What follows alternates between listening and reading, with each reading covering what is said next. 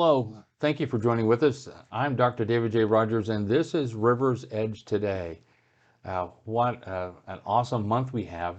Today we have Brooke Freeman with us.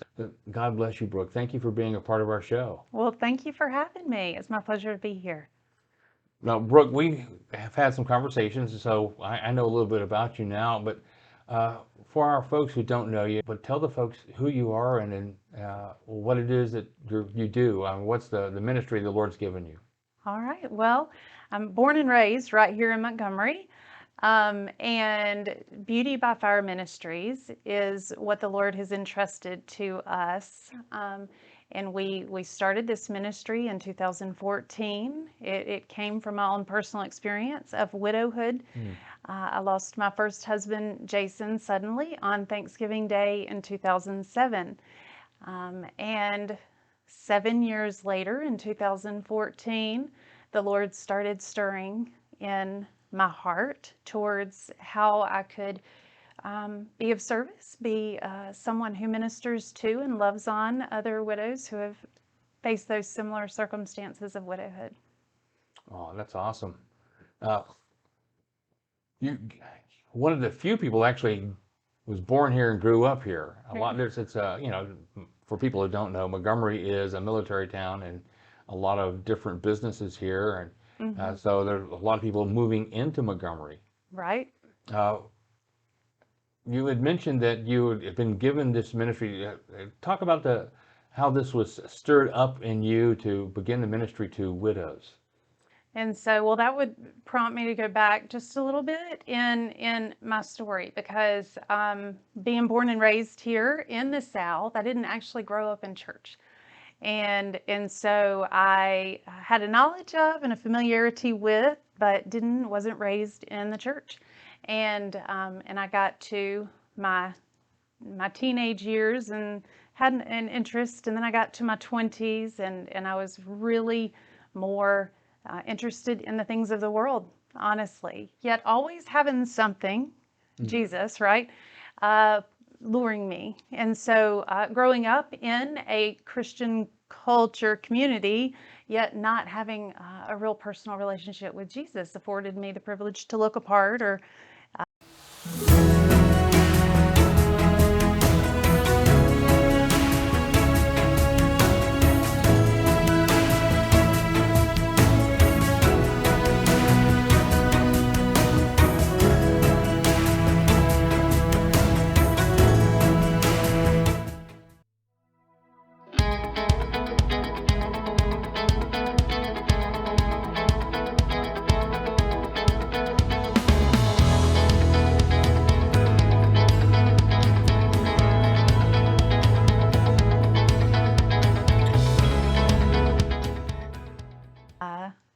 and so as the years went on, I got into my 20s.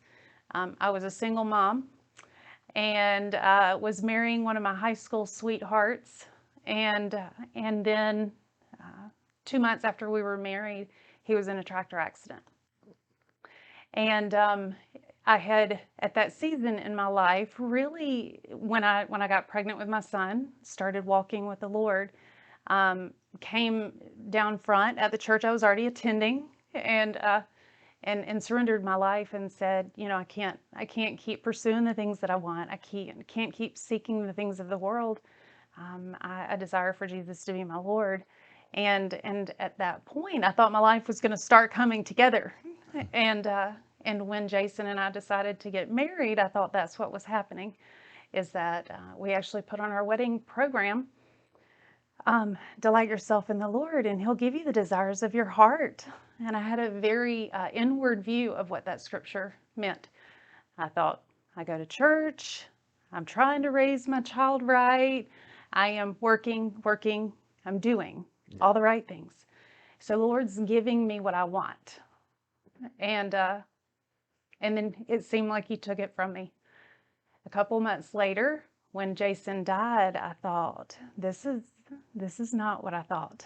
And then I had a very distorted view of a God who gives us what we deserve.